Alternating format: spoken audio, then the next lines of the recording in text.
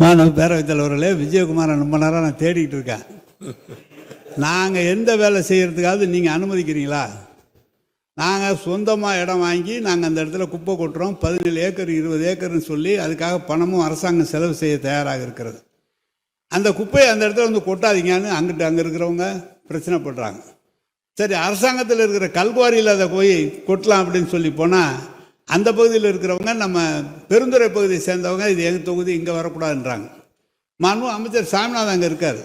சாமிநாதன் அதுக்காக இடமெல்லாம் பார்த்து நான் அவர்கிட்ட சொன்னேன், பெரிய பிரச்சனையாக இருக்குது, ரொம்ப நேரம் நீங்கள் அரசாங்கம் எந்த செலவு வேணாலும் செய்ய தயாராக இருக்கிறோம்.